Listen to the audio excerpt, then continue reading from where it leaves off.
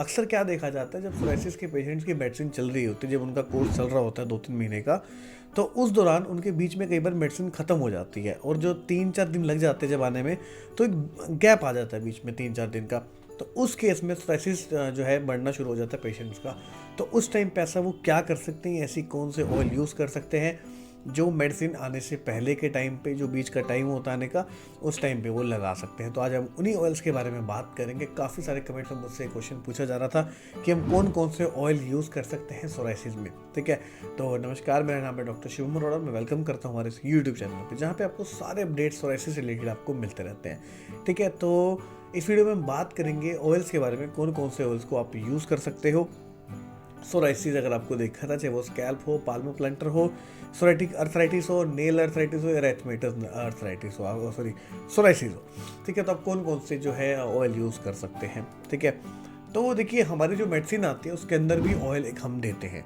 Oil लगाने के लिए वो दिया जाता है, उसको सुबह शाम आपको लगाना होता है। तो पहला तो ऑयल वो हो गया जो आप लगा सकते हैं। बट अभी हम बात कर रहे हैं, अगर आपके पास मेडिसिन ख़त्म हो गई है तो आप क्या कर सकते हैं, आप कौन सा ऑयल यूज़ कर सकते हैं। कई बार क्या होता है, पेशेंट इतना फाइनेंशियली नहीं स्ट्रांग होता, नहीं स्टेबल होता, वो मेडिसिन नहीं ले पाता, तब भी वो उनको ऑयल की ज़रूरत पड़ती है। तो तब उस केस में वो घर से बना के या घर के आसपास जो बिल्कुल ही जो कम रेट पे जो आपको मिल सकता है ऑयल, तो उनके लिए वो आज मैं बता रहा हूँ। ठीक है, तो सेकंड नंबर पे आता है कोकोनट ऑयल। तो आप कोकोनट ऑयल को यूज़ कर सकते हो। और आपको सोराइसिस है, काफ़ी ज़्यादा उसमें एंटी इन्फ्लामेटरी प्रॉपर्टीज़ होती हैं और अक्सर देखा भी गया है, हमें अगर कोई भी दिक्कत होती है ना, वहाँ पे कोकोनट ऑयल लगा लेते हैं। ठीक है, और ये बचपन से देखते आ रहे हैं। तो यही इफेक्ट कोकोनट का आपको देखने को मिलता है सोराइसिस में। काफ़ी अच्छा मॉइस्चराइज़र का काम करता है। ठीक है, जहाँ पे ड्राइनेस हो रही है सोराइसिस में किसी भी पार्ट में, उस ड्राइनेस को ख़त्म करके जो इचिंग है उसको ख़त्म करता है, रेडनेस को ख़त्म करता है, इन्फ्लामेशन को ख़त्म करता है वहाँ से, और जो आपके स्केल्स बन रहे हैं उसको भी ख़त्म करने का काम करता है। कोकोनट ऑयल बहुत ही ज़्यादा बेस्ट है।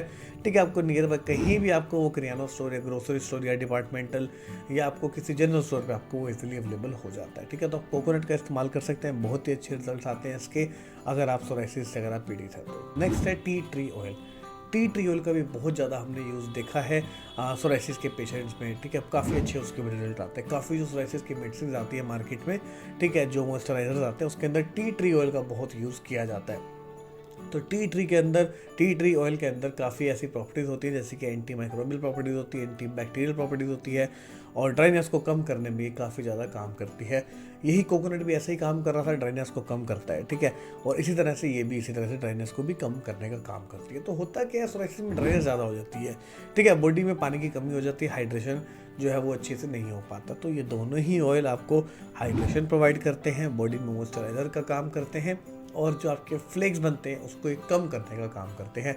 अगर आपको स्कैल्प सोराइसिस है तो आप इसको सिर में लगा सकते हैं, बॉडी में कहीं भी है तो आप टी ट्री ऑयल को वहाँ पे भी आप इस्तेमाल कर सकते हैं।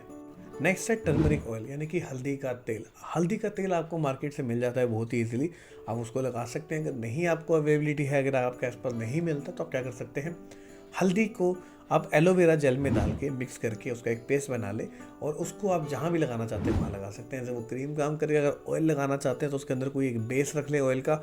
ठीक है, उसको मस्टर्ड ऑयल के अंदर मिला लें और उसका ऑयल बना के भी आप चाहे तो लगा सकते हैं। टर्मरिक के काफ़ी ज़्यादा इफेक्ट्स होते हैं सोराइसिस में। हमने एक सेपरेट वीडियो भी बनाई है टर्मरिक के ऊपर कि टर्मरिक कैसे हेल्प करता है सोराइसिस के पेशेंट्स में, और टर्मरिक में ऐसी क्या प्रॉपर्टीज़ हैं जो उसको खास बनाती है सोराइसिस ठीक करने के लिए। तो मैं आपको फिर से बता देता हूँ, टर्मरिक के अंदर एक करक्यूमिन नाम का एक एजेंट होता है जो बेसिकली काम करता है एंटी इन्फ्लामेटरी का, एंटी बैक्टीरियल का, एंटी माइक्रोबियल का, जिससे कि जो सोराइसिस की दिक्कत है, जो बार बार कई पेशेंट्स को खून आता है, ठीक है, बार बार खुजली करने में, तो उसको भी कम करता है। ठीक है, और रेडनेस को तो बहुत ही ज़्यादा ये काम करता है कम करने में। तो इस तरह से आप चाहे तो आप टर्मरिक ऑयल भी यूज़ कर सकते हैं। सेम इसी तरह से नीम ऑयल भी आता है। और मैं एक और चीज़ बता दूं आपको, जितने भी मैं ऑयल बता रहा हूँ आपको, ये सब हमारी जो मेडिसिन के अंदर जो हम सेपरेट एक ऑयल देते हैं बना के, उसके अंदर सारी चीज़ें प्रोवाइड की जाती हैं। उसके अंदर आपको नीम भी मिल जाएगा, टर्मरिक भी मिल जाता है, ठीक है, कोकोनट ऑयल भी मिल जाता है, और भी बहुत सारी जो मेडिसिन जो होती है वो उसके अंदर मिलती है। ठीक है, तो आप चाहे तो आप सिर्फ सिंगल उसको भी यूज़ कर सकते हैं, बट अभी नहीं है अवेलेबिलिटी, तो आप ये सब जो आपको मैं बता रहा हूँ वो यूज़ कर सकते हैं। तो नीम का ऑयल बहुत ही ज़्यादा काम करता है। कईयों को इचिंग बहुत ज़्यादा होती है, तो इचिंग में नीम का बहुत ही अच्छा काम है। ठीक है, तो आप नीम का यूज़ कर सकते हैं। नीम के ऑयल का बेस आप कोई भी रख सकते हैं। अगर घर पर बनाना चाहते हैं तो मस्टर्ड ऑयल रख सकते हैं। ठीक है, कोकोनट ऑयल के अंदर मिक्स करके लगा सकते हैं। तो इस तरह से आप चाहे तो नीम का ऑयल भी आप यूज़ कर सकते हैं। आपको स्कैल्प सोराइसिस के लिए स्पेशल चाहिए तो मैं आपको बताऊँ भृंगराज ऑयल। भृंगराज ऑयल के काफ़ी ज़्यादा प्रॉपर्टीज़ होती हैं, ठीक है। इसको आप लगा सकते हैं अपने स्कैल्प सोराइसिस में। जो आपकी डैंड्रफ झड़ती है बार बार, वो डैंड्रफ झड़नी आपकी काफ़ी ज़्यादा वो कम हो जाएगी, ठीक है। क्योंकि स्कैल्प सोराइसिस में पेशेंट होता क्या है कि बार बार सिर जब ऐसी हाथ लगाता तो इतनी सारी डैंड्रफ उसकी झड़ती है। और जो सोराइसिस शुरू भी होता है सबसे पहले स्कैल्प में होता है, उसके बाद ही शुरू होता है। तो आप स्कैल्प में अगर रोक लेंगे सोराइसिस को तो वो बॉडी में नहीं बढ़ेगा, ठीक है। तो अपना स्कैल्प का जो ट्रीटमेंट है वो अच्छे से आप करें, स्टार्टिंग में ही इनिशियल स्टेज में अच्छे से करना स्टार्ट कर दें, ताकि आपको ये बढ़े ना और आगे जाके कोई दिक्कत ना आए, ठीक है। इसके लिए भृंगराज ऑयल का आप जो है वो यूज़ कर सकते हैं। सेम इसी तरह एक कैस्टर ऑयल आता है जिसको हम अरेंड का तेल भी बोलते हैं, ठीक है। उसको भी आप यूज़ कर सकते हो जहाँ जहाँ पे भी आपको सोराइसिस की दिक्कत है, और इन सभी के ही ट्रेमेंडस रिजल्ट है। बट वही बात है कि आपको एक बार मेडिसिन की जरूरत पड़ती ही पड़ती है एट द एंड, ठीक है। एक आपका कोर्स चलता ही चलता है उसके लिए। तो आप चाहे तो हमारे डॉक्टर से बात कर सकते हैं और अपने अकॉर्डिंगली, अपनी बीमारी के अकॉर्डिंग, अपने स्पोर्ट्स के अकॉर्डिंग है, हम आपका ऑब्जर्व करते हैं हमारे डॉक्टर, तो उसको देखते हैं, उसके बाद ही आपके लिए जो मेडिसिन है वो तैयार की जाती है और आपकी जो है डिलीवर कर दी जाती है। चाहे आप क्लिनिक पे भी आके वो देख सकते हैं, अपने आप को दिखा सकते हैं और मेडिसिन ले सकते हैं, ठीक है। नंबर नीचे दिया, उस पर कॉल करके आप हमसे बात कर सकते हैं।